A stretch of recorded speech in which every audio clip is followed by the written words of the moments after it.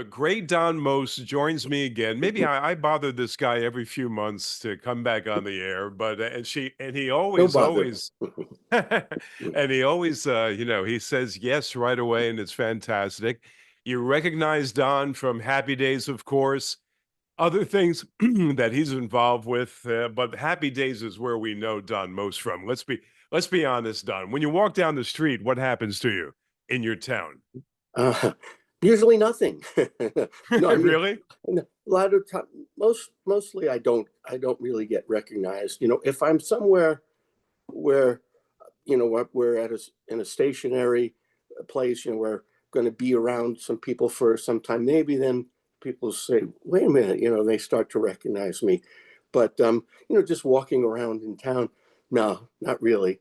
I'm But at disappointed. a I'm function, disappointed at that. I want you to tell me that swarms of people come around you. but it used to be a long time ago.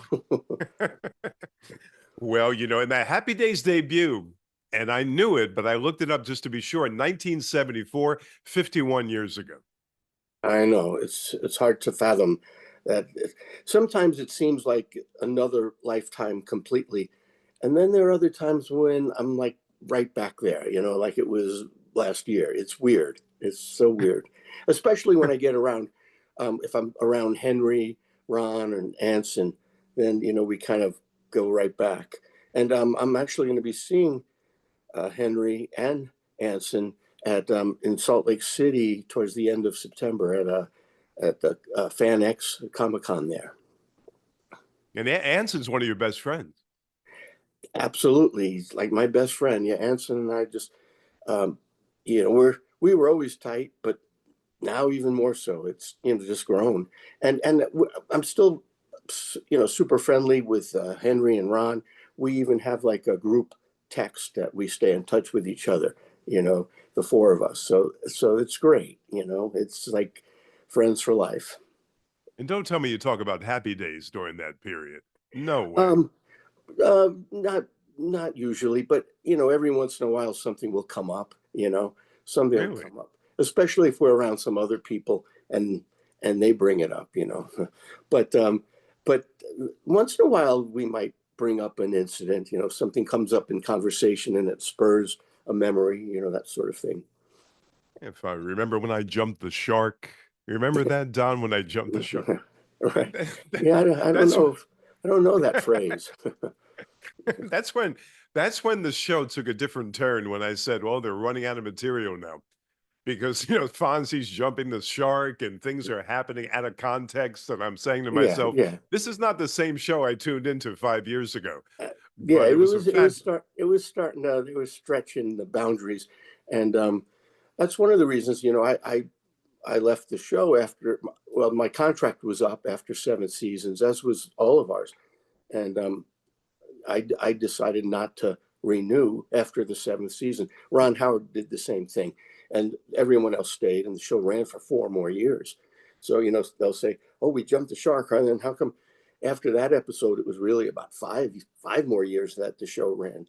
But but yeah, it had changed, and so that was one of the reasons, and also I was feeling I'd been playing the same character for 7 seasons, and I wasn't really that much like the character I played, and I knew I was starting to get, back then it was much more prone to being typecast because there were only three networks. I mean, there wasn't even cable then. There was no streaming, so there weren't all these choices, and people were watching one of three networks. So I knew I had my work cut out for me to try to maintain a career beyond Happy Days. So that's a reason those two were the main reasons that I figured it was time to move on. And it was tough. It was tough, but I kept kind of knocking on the door and kept persevering. And one, I'd get a role that was different. You know, I did a two-part Star Trek Voyager, a very completely different role, and a show called The Crow where I played this psychologist, and I did a Chips episode where I played a metal rocker, almost like Gene Simmons type of thing. So it started breaking, the barrier open a little bit, and it did start doing some independent films, and and a bunch of theater. So, it kept growing. And then, especially in the last 5, 6 years, now that I think I finally got to an age where, I definitely didn't look like, a teenager or college student anymore. And I started getting some even more diversity of roles. In the last, it was about 5 year period, I did about 8 movies and was playing completely different characters. I literally went from playing um, a local pastor, small town pastor, to a polygamist in the next film, and then and all kinds in between, like a western, and then a career criminal, and and then a owner of a hockey player, and a defense attorney, representing a wounded vet. So, and we could talk about it later if you want, but the new movie coming out, I'm really excited about because it's a true story and a great role for me. So, if you want to cover some other ground first, we can, and then I'll go. But just remind me to Oh, go back to that oh, movie. we're going to talk about that for sure. And the life of an actor. Now, I admire you because you stayed with your acting. I've had many people on that say, these stars from the past, and we talk about it. They say they have actually bad words to say about acting. Huh? Believe it or not, they don't have the fondest. They have fond memories, but they think back and they say, "Well, I had to move on to something else. I had to do something different." But you Hmm. you stuck with it, and this is your Yeah, passion, I guess, yeah. right? Oh, definitely. And singing too, which I've been doing a lot of, which I did before acting. But yes, I could not imagine not doing it. And there were periods when it was, like I said, it was hard, and and I wasn't doing it, anywhere near as much as I'd like. But with there might have been times when I said, God, should I just move on to something else because it was just not not there. It wasn't there in a significant way. But I couldn't, and I'm glad I didn't stop, and slowly, things started to build again. And but and then even within that period, there's ups and downs. Like you get rolling again, and then all of a sudden it gets quiet, and then Yes. it's like this, sine curve or whatever. But you got to ride it. They all come at once. Then you hit a drought, Yeah, and that's just the way things go. yeah, It seems to come in bunches. yeah. Absolutely. It's a weird dynamic. I Weird, don't understand it. very strange the way things happen in the acting world. It's changed so drastically where you don't have to be there to audition anymore. You just send in your material and Yeah, people cast you from across the country. It used to be yeah, you had to bang on doors and you had to be there in person otherwise, and the next guy would get it. There was no you had to yeah. jump on anything you got back in the and believe it or not, now Don seems to me as like a Midwest kind of a guy. See, now if Hmm. I didn't know he was born in Brooklyn, I would never really see the Brooklyn. Although he was my favorite character on Happy Days, I told you before. I Yeah. watched Happy Days to see, if you don't mind, Ralph Mouth. I didn't watch for Fonzie, especially Wow. in that first season, Don, when Fonzie had a windbreaker, no leather jacket. I mean, what Right. kind of a tough guy has a windbreaker? And then you had Anson, and of course Anson and Ron were the centerpiece of the show at that point. And then this other character came on. I said, "That's my guy." And the Oh, Don that's Most great. Ralph Mouth, that's my guy right That's there. great to You had it. hear. You had a quality, Don, that came across whether you're Wow. playing this kind of zany character, it came across beautifully from Huh. day one. Oh, wow. That's so great to hear. Thanks, Ralph. I thought it was just because we had the same name. My character was Ralph, and Definitely not, definitely not. And don't you think people at school start calling me Ralph Mouth once in a while? They did. I would imagine. They did. Anybody named Ralph in the whole country got the Ralph Mouth thing, I'm sure. And I had an And uncle I used to Ralph. think in the beginning, I thought it was Ralph Mouth, mouth Yes. like mouth. Yes. I'm sure many people did, right? Yeah. A lot of people thought it was Ralph the Mouth, because he had a big mouth and he was always cracking jokes and all of that. But but then I was surprised that people still thought that when at the opening of the show, and they were sort of introducing the theme is playing, and each actor's in front of the camera smiling, and it'll say your name underneath. Well, I had the idea to get a shirt made.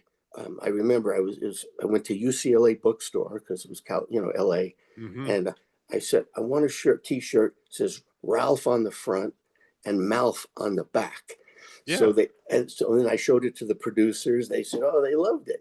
So I wore it, and then during one of the opening, we would shoot a new thing each season of being in front of the camera, introducing our character, and so I I was there with Ralph, and then I turn around and you see Mouth. So I figured people know Malph. Come on, it's Ralph Mouth, but they still thought I was Ralph the Mouth. You'd be surprised. There are Yeah. many people that thought Mr. Ed actually could talk, so what do you expect? But people actually, oh, they got a talking horse for that one. Wow, how did they get that? Yeah, well, the early days must have been, well, that first season was on tape. It wasn't in front of that live audience. I know that for a fact. Or am I wrong on that? uh, halfway. It Hmm. was always on film, not tape. We never used tape. It was always film. But the first two seasons, we were not in front of an audience. You're right. We shot it like a movie, with one camera. Although a lot of movies use more than one camera, but back then called the one camera approach, so that no audience, and you're shooting it like a movie. You might shoot a scene that's near the end of the script the first day, and depending on the location, and you might shoot another scene that's somewhere in the middle of the script the day after that, and it's just doing it like a film. But then in the third season we switched over to shooting in front of an audience with three cameras, but still film again. Did that make a world of difference? Oh, it was very different, very different. The whole sort of energy and the tone of the show, it got a little bit bigger, a little bit broader, but in those first, I'd say 3 seasons of live audience, um, episodes were great. A lot of people say, "Oh, I like the ones in the first 2 seasons better," and other people love the live audience. But it changed because here you are. It's that proscenium thing, like being on a stage where it's always a little bit bigger than it is on stage. Than when a camera is like right there and you're Yeah. doing a scene and the mic is right there. So and the audience is laughing, and then all of a sudden it pulls. So there's this kind of relationship between the actor and the audience as well. So it changed, and I remember um, Henry being really nervous be, because he felt like, well, the character really changed for him even more so, because in the beginning, he didn't talk a lot. It was so much in his body language and his Yeah. gestures Yeah. and his demeanor. Um, but then part of the reason was the head of ABC. They said, because the first season we did well. We were like a minor hit in the top 20. But then in the second season, ratings started to go down, and we were in danger of not getting picked up. But then I think it was Gary Marshall and Jerry Paris who thought, well, we had a great cast. He thought that would be great for in front of an audience. Um, Tom Bosley, been a Broadway star, won the Tony for Fiorello. Henry had a theater background. He went to Yale School of Drama for his master's and did some plays in New York. Tom and then Marion had done a lot of theater, and Anson came from sort of a musical theater background. And I was in a workshop in New York City, and we did all kinds of, sort of presentations and a couple of actual shows. So that was my training more than film. Film came after. So they thought that, and all the hot shows, all the hot comedies back then were done that way. All in the Family Hmm. and Maud and Good Times, which was our competition. So Fred Silverman, I think, said, "Okay, we'll try it. We'll go another season in front of an audience, but you got to bring Fon's character. Make him bigger because people are loving that character, and you've got to find a way to get him in where it's not just, here and there sort of supporting. So that's when they moved him. They had the idea to move him into the apartment above the Cunningham garage. So now Oh he's yeah. in, so now he's involved not just with us, he's involved with the family, and his part got bigger and a lot more dialogue. So Henry was nervous because all of a sudden his character was had changed to somewhat. It had to have, and he didn't know how people would react. But then the show. That's when the show, somewhere towards the end of the third season, we shot up to like near number one, and then stayed there for a while. So all that kind of worked, in terms of the success of the show. I saw a Mike Douglas appearance that you made, Oh yeah, where you look like you were just kind of overwhelmed by the entire thing. You yeah. walked out with Henry. I think you walked out with Henry, Ron, and I don't think Anson. Anson could have been there, but for some reason I That's don't remember him there. But you walked out, and the crowd went nuts.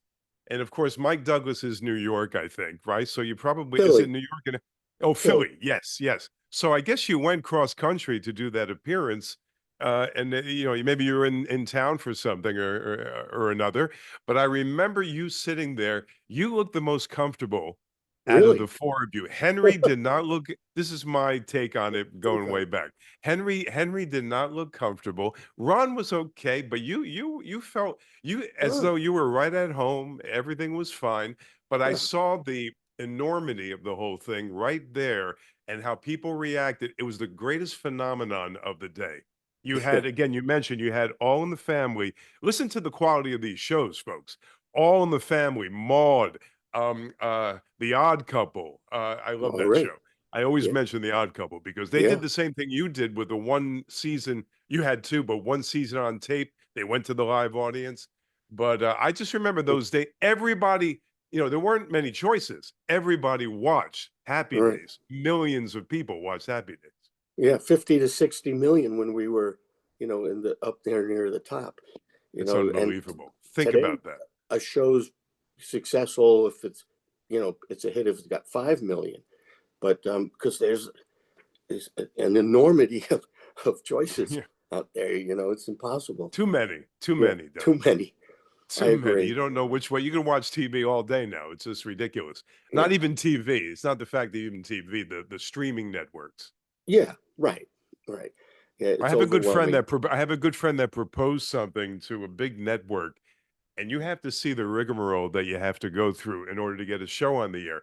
Yes, it's a little bit probably easier than in your day, but it's just a different dynamic. I mean, everybody watched Happy Days. Everybody knew Don Most.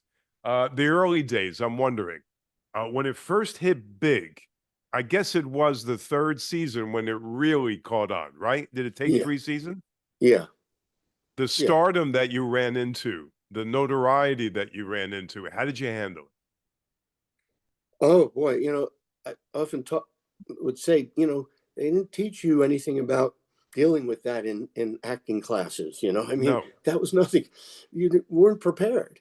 You almost needed to, take some psychology courses or something, because Yeah. or abnormal psychology, because it's an abnormal phenomenon.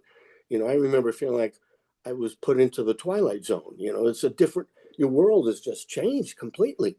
Wherever you go, people know you, and how they look at you, and you know, and all the up until then, your friends, you made friends based on normal normal Right. interactions and all that. Now everyone wants to be a friend or this or that, um, and of course people go, but yeah, but isn't that kind of fun? And yeah, at the beginning it's exciting, it's unbelievable. It's like, wow, this is this is pretty cool. Um, but it's not like you can turn it off. It's 24/7, and that's now your life. So it took a while. It could be treacherous territory. And that's why I think it's hard for a lot of, especially child actors. I think that's why it was so difficult for a lot of them, because you haven't really established your own identity yet. At least I had been through college, So I'm already sort of almost a young adult, and I'm more prepared to handle it. But even then, you're not really prepared. So there was some, there was definitely a period, a transition period of having to understand it, learn how to deal with it. Luckily, we had each other for support, and we had great mentors. Gary Marshall was a great, and Jerry Paris, our director. Um, they were very helpful to us, and Jerry became almost like an uncle to me, and Tom Bosley was also helpful. And I think you had Ron Howard setting an example for us, so we didn't get too caught up in our, excuse me, in ours, excuse me, and we didn't get so too caught up in our stardom, so to speak, because here's Ron, who'd been a star since he's 5 years old, That's you right. know, and he was the most, and he was so grounded and so still just a real person, down to earth. So, so how could we, if you follow by example? And so I think that was all of that was helpful to us because it could have been, that was in the 70s and a lot of temptations of different roads you could go down, So No doubt. thank God we had an incredible group of people, Was it a happy cast? Was it a happy cast? Did you all get absolutely, along? absolutely beyond getting along. I mean, it was like family, and it really became that. And not to sounds cliche, but that's what it was. And we did things together all the time off the set, and would go to Jerry's house for all kinds of gatherings and and go out together, um, take trips. Especially then we had our own softball team, and we traveled around the country playing in major league parks before regular games. Gary kind of got that going because he knew that a lot of us were ball players, and he loved baseball, and I was always really into baseball, and I wound up playing center field and hit a bunch of home runs in some of those games. Did you really? Not over the softball, so inside the park homers, Oh yeah. not over the major league fence. But I hit at least 4 or 5 homers in different games. Were you a big athlete growing up? Yeah, I was really into athletics growing up, and um, baseball was the thing I had my when I was younger. That's what I wanted to be, but so did so many other kids. But I was pretty good. I was good at softball, baseball, and I was fast, and I was really fast. So and I was co-captain of my swimming team in high school. So athletics was a big part for me growing up. So, but playing in those games, so that bonded us even more.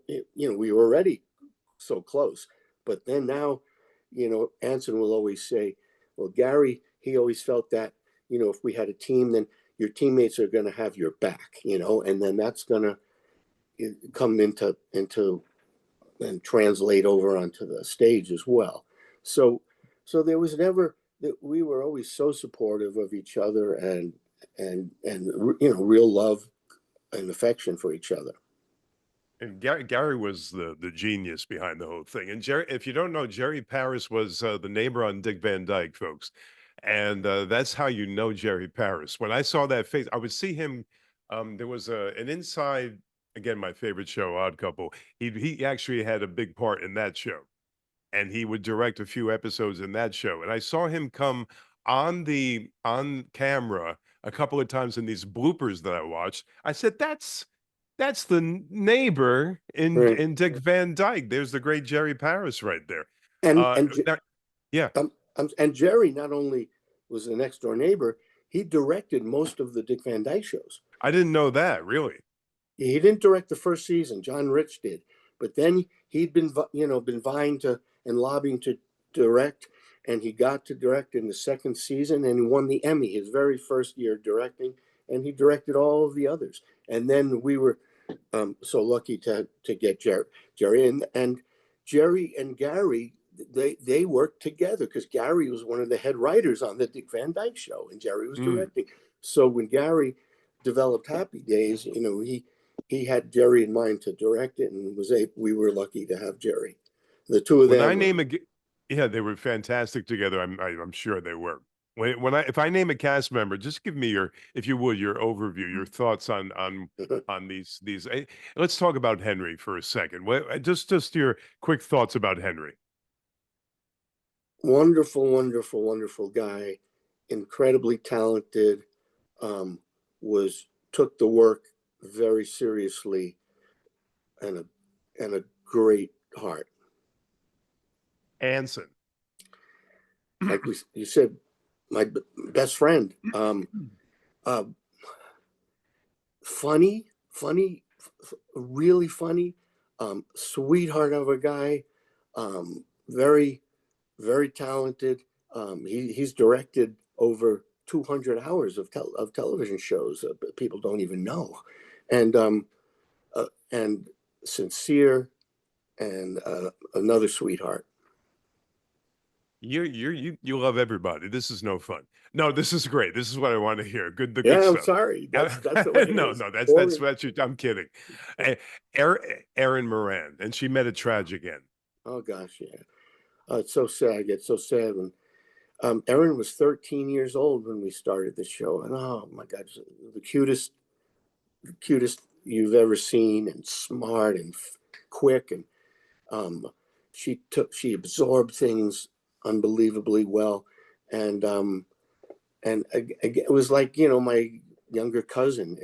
That's what it felt like, and she was as sweet as can be. I know this is like sound like a broken record, but No, no, but I yeah, no, I'm totally kidding about what I said. I yeah, want you to tell me.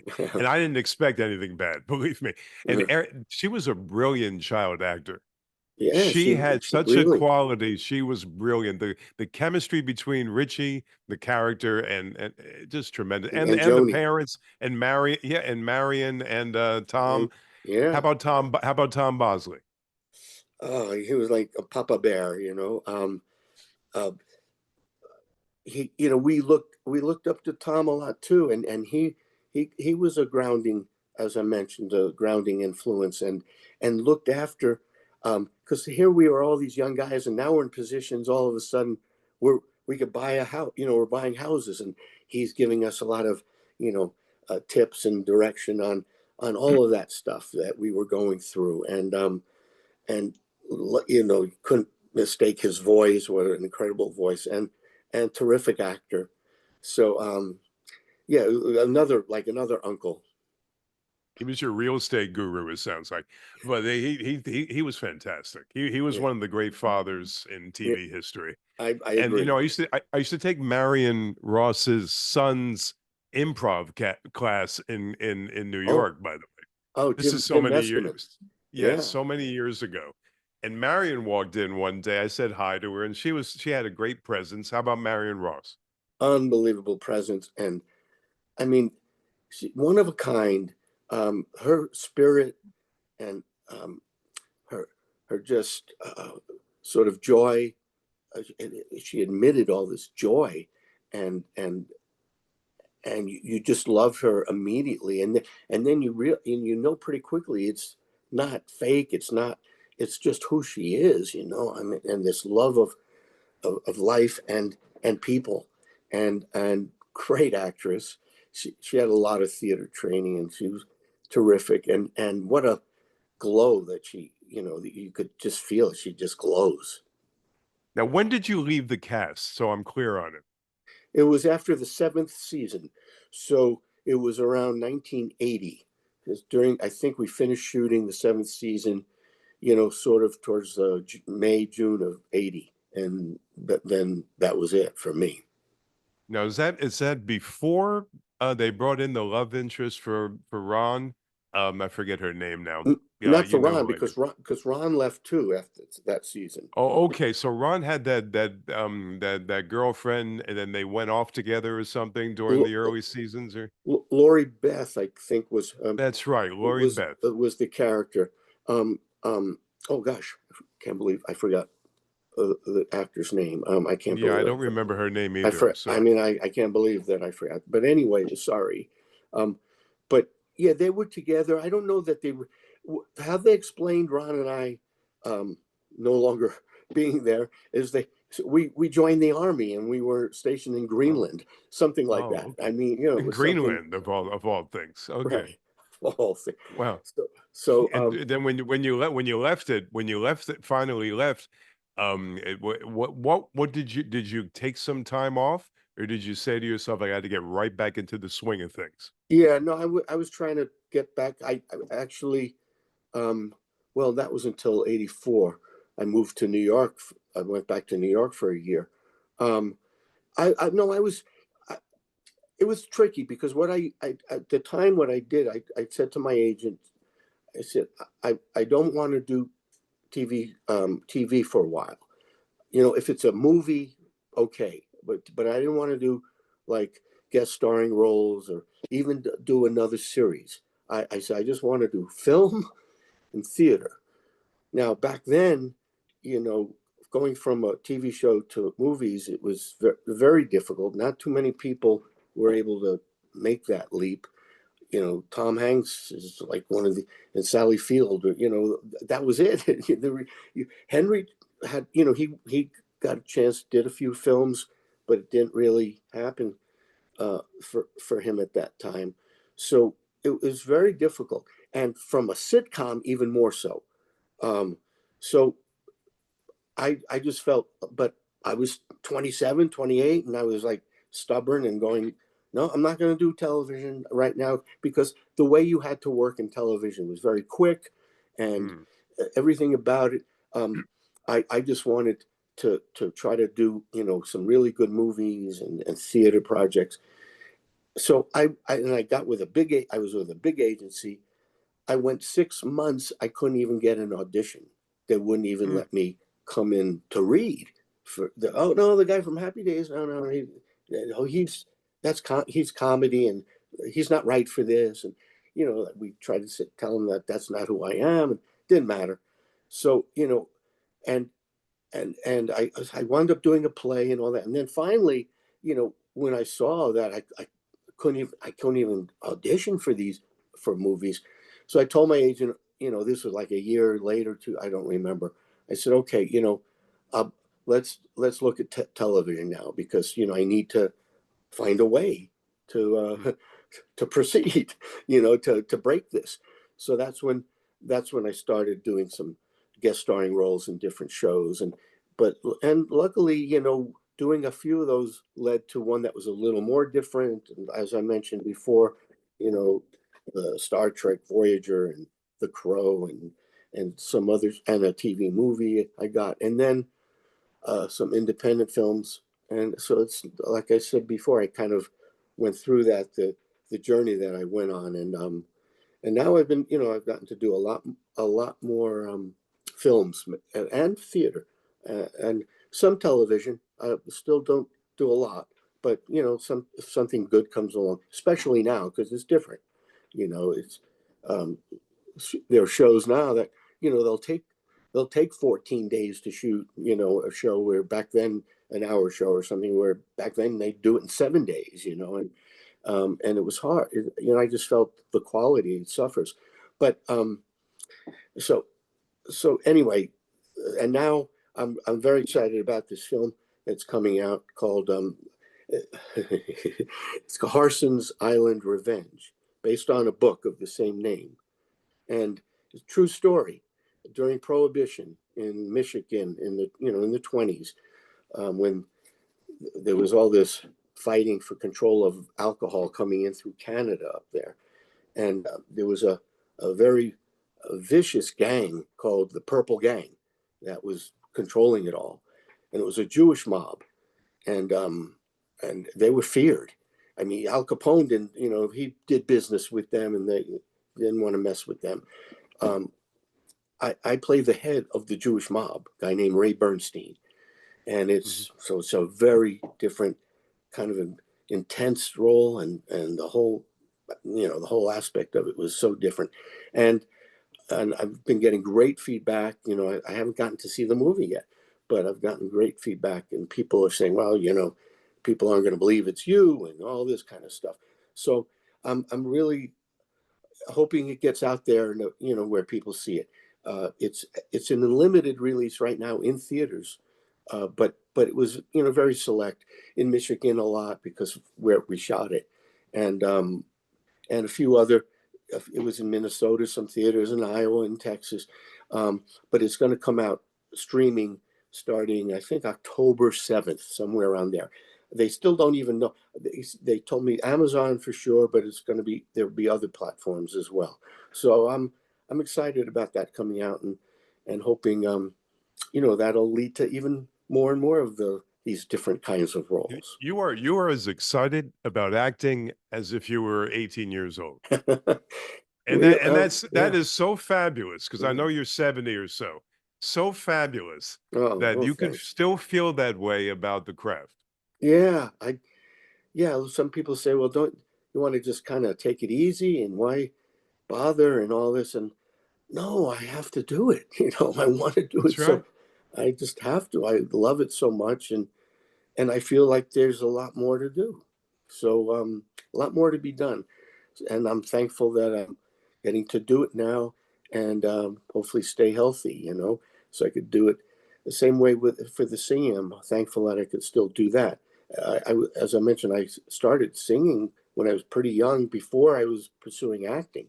And then I pushed the music aside um, when after I spent the summers singing in a nightclub back in the Catskill Mountains in the late Wow. 60s. I was singing in this nightclub back. I was 15 years old singing in this Wow. nightclub back.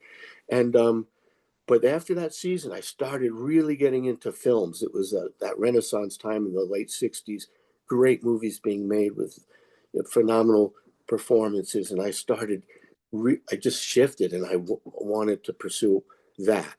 And I put the music aside, knowing I'd get back to it one day. And I've added that to the mix about 10 years ago in a bigger way, where I put an act together and started uh, doing the jazz standards, which I always loved, all the great jazz standards, the American Songbook. And I tried it out at a jazz club in LA called Vitello's, and it went great. So then I did some more jazz clubs in LA, Catalina's, and then in New York, 54 Below, I did like 4 or 5 times, and the Iridium Jazz Club in New York, and then started doing more and more. And then now I've done two albums, one called Mostly Swinging, a great big band of guys in LA, and then a newer one called New York High, still jazz standards, but not the big band, a little bit more of a contemporary jazz feel, and um, and a couple of songs from the like 70s, you know, Smokey Robinson tune, Oh yeah. and another rock, classic rock kind of song. I wanted because I love that too. You know, I Yeah. grew up Yeah, loving. there's room for everything, you know, Yeah, and then yeah, that's real music, folks. I mean, that's the yeah, real thing. I mean, when I heard, I never knew you sang. I have to right, admit, when I first got you on, I was very surprised when I looked at your bio that you're that not surprised for any reason other than I saw you as an right. actor. I said, well, here's an actor because believe it or not, many actors you would think they'd be multi-talented in different direct. They can't hold a tune. You Well, know, you think some can. actors yes, but many are it's surprising how they can't carry a tune. But let me tell you, Don has the voice like you would not believe. You got to get that Oh, New York High because Cindy and I listened to that and it oh, was great. fantastic. It was Oh, fantastic, oh, fantastic. great to hear that. I'm wondering about the say. By the way, because people are going to want they want to know the name one more time. I know for Yeah. sure. That new film. Give me the name. It's a little Oh, yeah. bit complicated. Yeah, because there's an island um, off of, you know, Michigan up near the Upper Peninsula called Harson's Island, Yeah. and it's a true story about what happened back then. It was sort of a war between this purple gang that I play Hmm. the head of, and these World War I vets that were living on that island, and they can't, you know, it became a war between them. It's a real story. So it's called Harson's Island Revenge is the name of it. Carson's Island Revenge. Revenge, And yeah. this is an actual real character that you're playing. Tell me what research did you do for that? Well, I read, you know, a bunch of art as much as I could find online about Ray Bernstein and the gang, and so I read a lot and I looked at a lot of photos because there were. I was able to see his mugshot when he got, when he got arrested. Really? Wow. Yeah, yeah. So I looked at a lot of that, and like I said, read a bunch of the articles. Watched a couple of films that, but I didn't want to watch too much of that. I wanted it to just come from other sources, and that was pretty much it, but reading about it, um, really helped because you really get that sense of reality because it's real stories, and you could learn from, you know, from all these articles that I read, and photos. For some reason, seeing a lot of the different photos from back then, Mm. it fed me a lot too. Did you study the method? Yes, I have. I've been to uh, mainly in LA, well, New York. I was in two different acting classes, two different schools, and then in LA, studied with two different teachers. So there was a little bit of a mix, but definitely um, there was some of the method, the Stanislavski method, but then there were some that were variations. Sanford Meisner Like a Meisner. was a little, and Uta Hagen and Stella Adler. Those are the. I didn't study with them, but I studied with people that taught those different adjuncts of the Stanislavski method, and I read a lot. I have all their books, so I got into that, and there was times when I was a little bit more method, and then Hmm. as time went by, I started mixing them a little bit, and then being able to rely on what Jerry Paris always used to tell me. He said, because he was a big fan of, I was a big, huge mentor of mine, and he would say to me, just trust yourself, because he Mm. saw me, worrying or doubting it and thinking too much about it. Yeah, yeah, And he of would course. say, just trust yourself. And it took me a long time to learn that. It took me a long It's time. it's it's hard. That's an athlete that thinks too much when he's standing at the plate is going to Yeah. be screwed. I mean, you're Yeah. not if you're thinking about your swing, you're thinking about wait. I'm a Yeah. big baseball player myself, and you do. You got to when You the have to, time comes, you got to let it fly, you got to and let that's go. right, and that's Exactly. that's the key. And Uta Hagen. You mentioned Uta Hagen. yeah. Respect for acting was the Yes. actor's Bible. Oh, I sat. great book. Great I book. mean, I read that maybe 5, 6 times. I sat in her class in 19, maybe 79, nineteen Oh, eighty, great. and this is so many years ago, she was maybe a little bit past her prime in a certain sense, but she was fantastic. I And bet. that's who really yeah, I can understand why she was a guru to you. Yeah, I loved that book. That was one of the first ones I read. Um, and wasn't she with Harold Clurman? Yes. Yeah, yeah. So, yeah, she was. I'm envious that you got to sit in a class of Yeah, hers. one class, she yelled at me a couple of times. At least she paid attention to me, I did it. I remember doing a scene from A Streetcar Named Desire, Oh, wow, great, great. and Stanley Kowalski, and she screamed at me for something. She didn't like it. Let's put it that way. She didn't like it. But Well, anyway, she saw something that she thought she probably had told you before, and you still didn't get it. Something like that, she saw the Brando influence. Maybe I was trying to be right? Brando. But Yeah, those were the days. yeah, But yeah. with the whole thing about the film as opposed to theater, if you had your druthers, if you could make the same amount of money, have everything Mm. lined up for you, what would you do? What do you prefer? Stage work or Oh film work? gosh. I know TV is probably there also, but so I'll Yeah. throw that in. Film, TV, or theater? Well, it's definitely between film and theater. That Okay. it's definitely between those two, and they're so neck and neck in my mind because they each have their own unique challenges and rewards. So, Mhm. obviously in theater, there's that visceral uh, feeling that you get, and with playing something from beginning to end, the continuity of making your performance right there go all the way without interruption, and and there's no net. There's no net to protect you if you fall. Right. Right. Um, so it's exciting in that regard, and the interaction with the audience. But I also love film in that you can create you're doing a scene and you're getting it every which way until hopefully the director says we got it really good from different angles, and you're getting the best performance that you can get, and then it's there. I mean, at the end of the film when it's all edited, it's there. And if it's something really really good, it's there forever.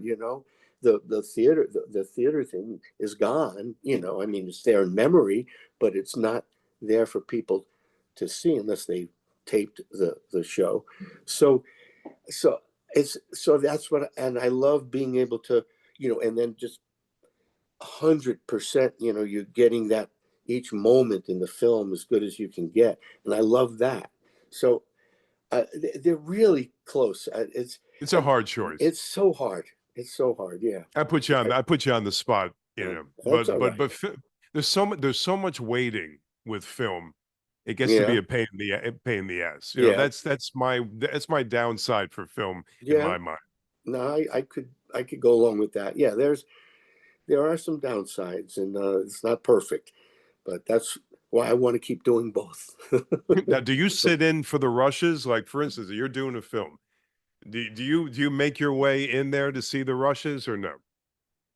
I remember back in when we first started, my first experience of that on Happy Days was they a lot of times they wouldn't think it was good for the actors to watch because then they maybe get too self-conscious and start looking at concentrating on the wrong things, um, and thought it could be harmful.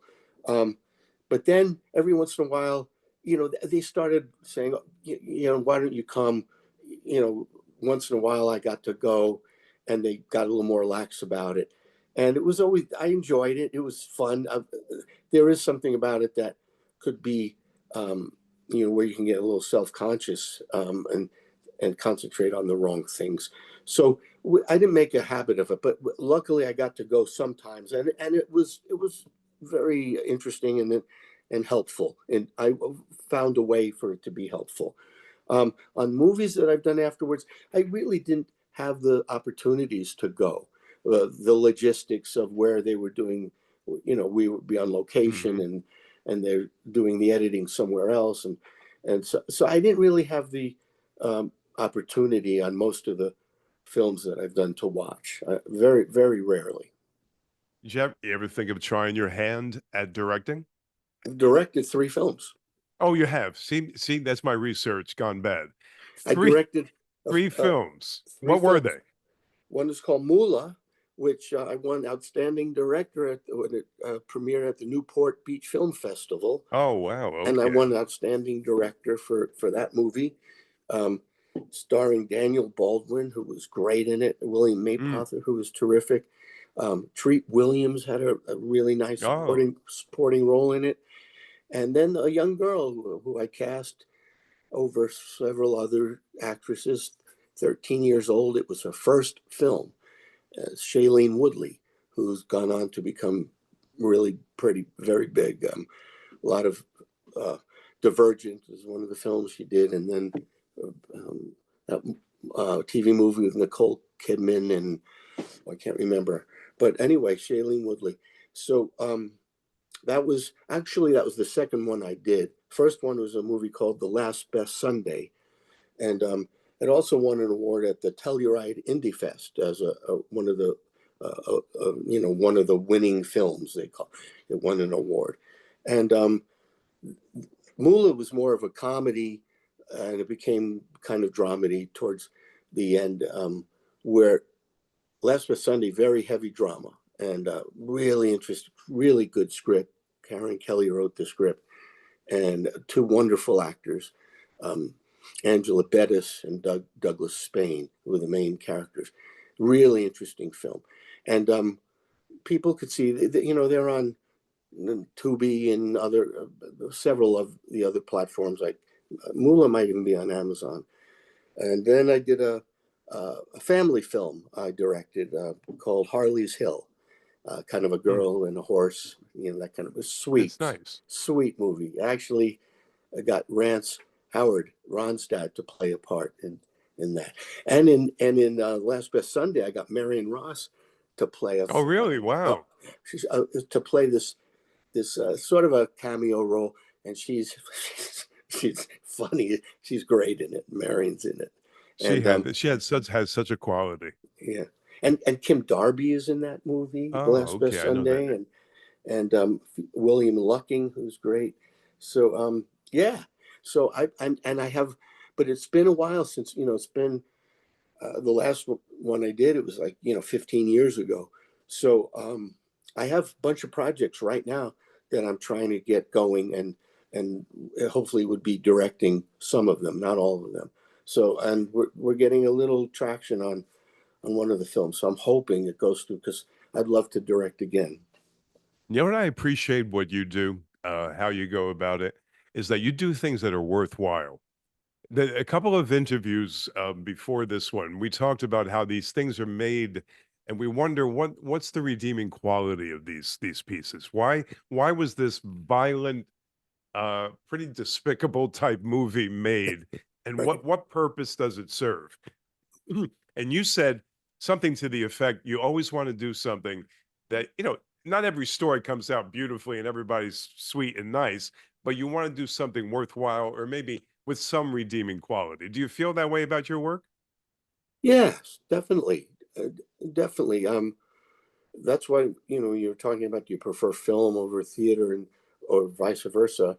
Um, yeah, so that's what I'm striving for to do in film, um, maybe and theater, to where I feel really good, where I think the script is really well executed, where the quality of the writing is really good, and and the story is really good, and there's something meaningful about it. There's something that will grab you and affect you and and stay with you because of that's what really good writers can do, and yeah, so that it does have redeeming qualities, something that is positive for the human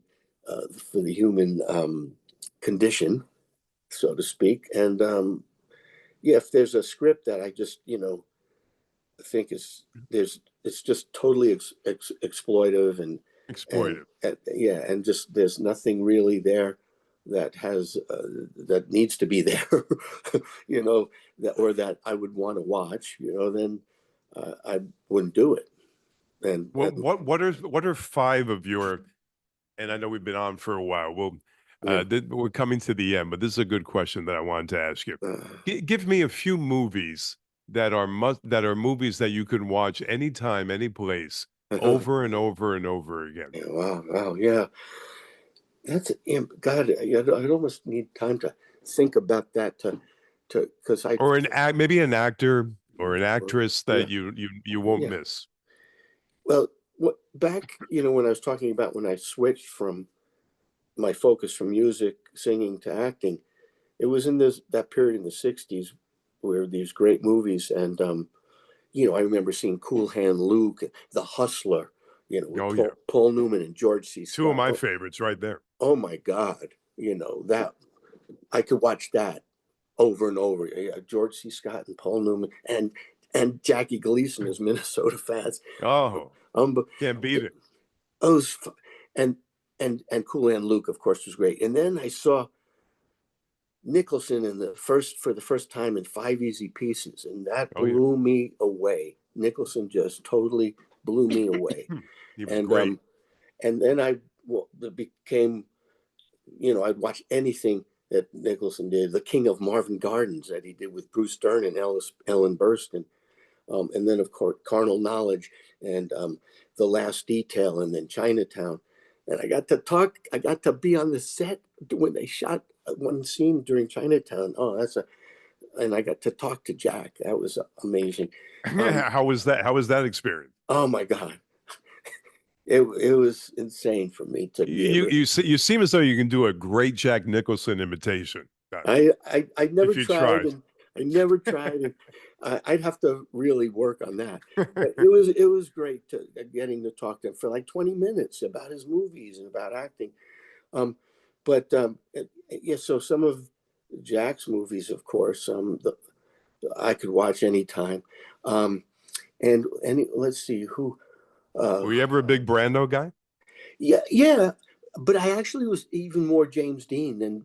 Yeah, I mean, I love Streetcar, and what was I'm On the trying to waterfront? On the Waterfront. Thank you, those two.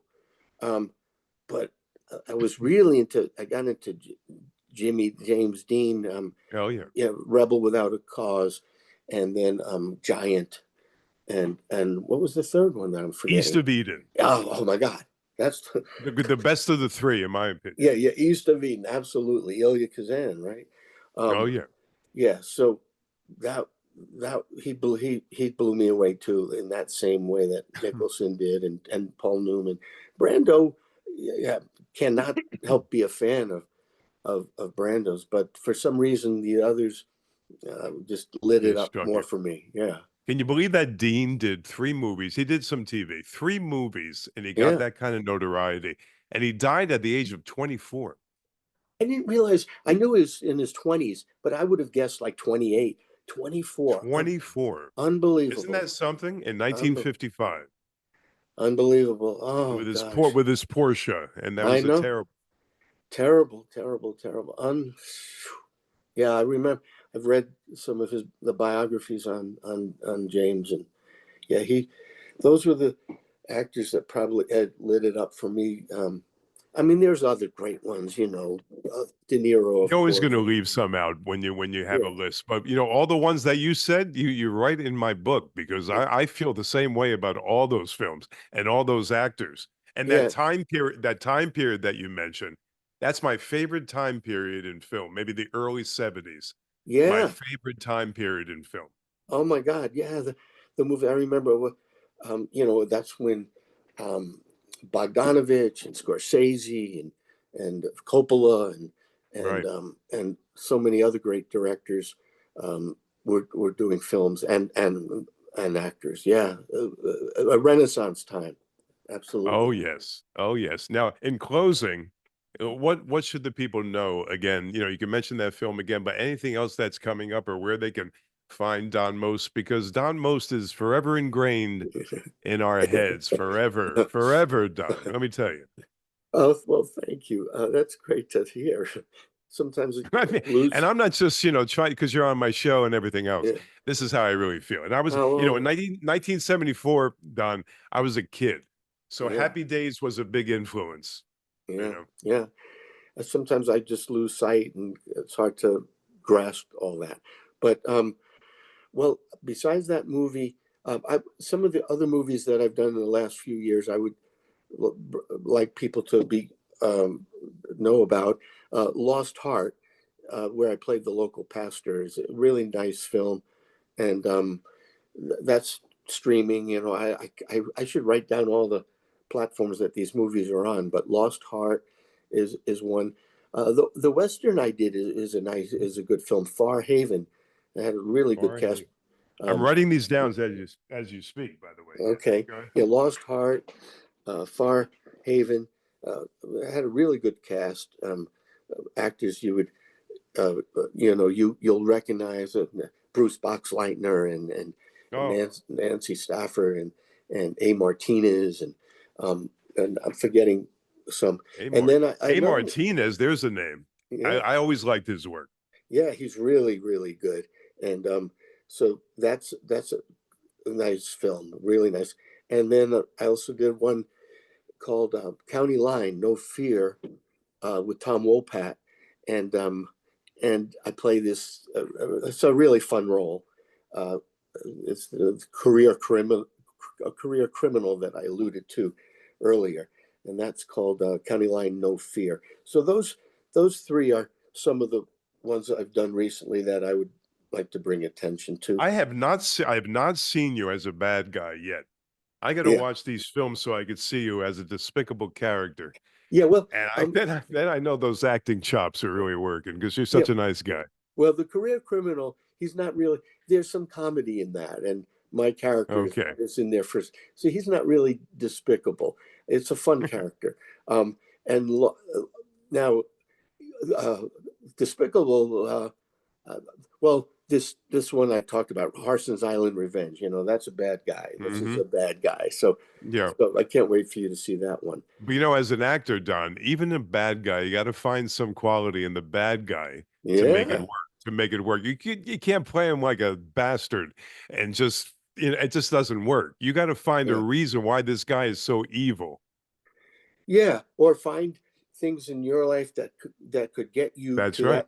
to that point of That's right. emotion and thinking, and whatever that is, because I can't relate in some ways to certain type, murder or things like that. But Yeah. Right. but maybe there are things that you've experienced with that kind of rage or that kind of intensity of feeling, and you have to dig in for that, and Well, so that, there's your sense memory right there. yeah, sense memory recall, all of that, yeah. Well, um, hey, Don, thank you so much. And we have to do this in a few months. You'll hear from me again. okay, I'll drag you out and back on here in a few months. all right, well, hopefully I'll have another movie to talk about by then. Oh, the But one thing I wanted to ask you before we say goodbye, the play that you were doing the last time we got together, how did that work out for you? You were doing a play, you were staying at a hotel room. We actually oh, did the interview from the hotel room, I think. it must have been. I'm trying to think which play it was. Was it Middletown? Maybe. I think so. Middletown. Yeah, the play went really well. People responded to it. We did it in a couple of different cities, in Chicago and down in Florida and Coral Gables, and and somewhere else. But yeah, it was Adrian Zemed and Didi Khan, and then I did it with for oops Oops. for I got you. for one of the uh, characters. The character played my wife. They played with some different actors. One of them was Loretta Swit, and it was so sad that she Yes, she just passed passed. recently. And I had great pleasure of and honor of working with her in that play. I loved her. She came from my neck of the woods, Passaic, New Jersey. I loved her. Oh, Passaic, I yeah, thought she was, I grew up in Patterson, but Passaic was right outside yeah, of yeah, Patterson. yeah, And yeah. I think Loretta was great. I was so sad to see her pass. Oh, so sad. So yeah, the play was. I enjoyed that a lot, and hope to You, do another play again soon. Yeah, you mentioned some names, Adrian's Med. The last yeah, time I heard that name was maybe 45 years ago. And yeah, Adrian. Didi Khan. Yeah, and Wow. I had actually worked with Adrian years ago. When was it? The late '90s. It was the Broadway tour of Grease, and he was Wow. playing.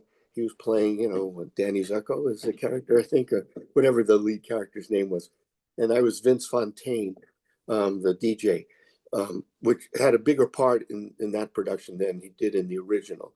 So yeah, I worked with Adrian, and I used to play softball on a entertainment in an entertainment league. So we used and another one that went around to some of the major league parks. So Adrian and I go way back, and Dee Dee, um, I think it was her first role in L.A. She played a girlfriend of Ralph's Mouth's on Happy Days, Oh, really? On yeah, Happy Days. She was on yeah. Happy Days? She did Oh. like one or two episodes, that kind of thing. Oh, wow. So yeah, All right. Well, that's these names from the past, they make me feel like I'm going to be 65, so I'm getting there. I'll be yeah, 65 next month. Oh my God, senior citizen. You've reached that pinnacle, but man, I can't get yeah, over it. yeah. But I know, nevertheless, I know. thank you. I mean, geez, what happened? Weren't we just, 25? I don't know what happened. I Jesus keep crackers. asking that question. How did this happen? Because that red hair turned white, my dark hair turned white. I mean, here we go. Right, right. Thanks so much, Don. We'll see you soon, okay? Good. So great talking to you again, Ralph. I enjoyed it, and you take care of yourself. Oh, you too. Thank you. All Bye. right. Bye bye.